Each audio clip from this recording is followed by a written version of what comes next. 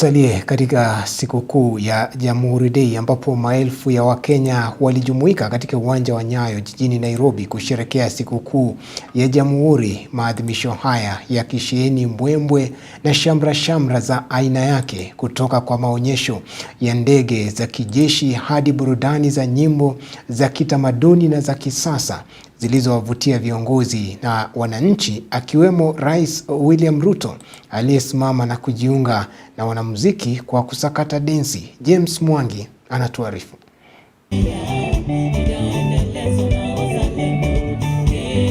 Wakiwa wamejipamba kwa rangi za kitaifa, maelfu ya Wakenya waliwasili katika uwanja wa Nyayo jijini Nairobi kushuhudia maadhimisho ya siku ya Jamhuri, miaka 62 tangu taifa la Kenya kujinyakulia uhuru.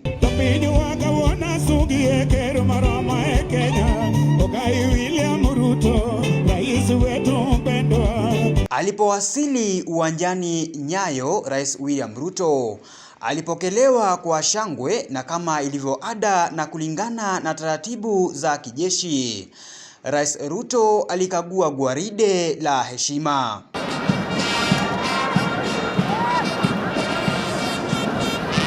Kisha baadaye vikosi vya kijeshi vikiwatumbuiza wananchi kwa maonyesho ya aina yake, jeshi la wanahewa likionyesha umahiri wao wa kukabiliana na maadui angani kwa kutumia ndege za kivita. Aina ya Bell 206 nyeupe kwa rangi, Fennec ikiwa ni ndege ya kupiga doria na pia kuweza kufanya mashambulizi.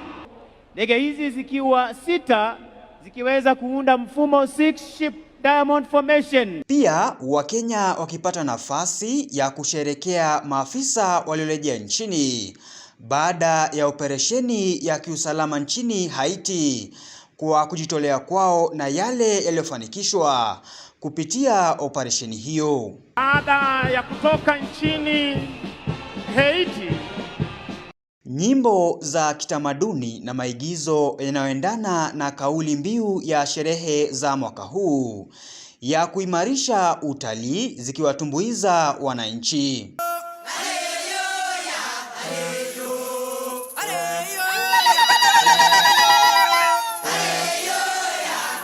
Na wakati wa burudani kupitia nyimbo za kisasa ulipowadia,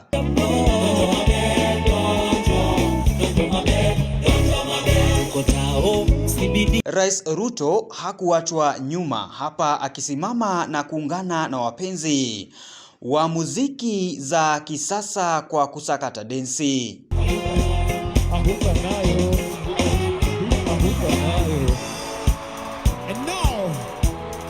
James Mwangi, Undugu TV.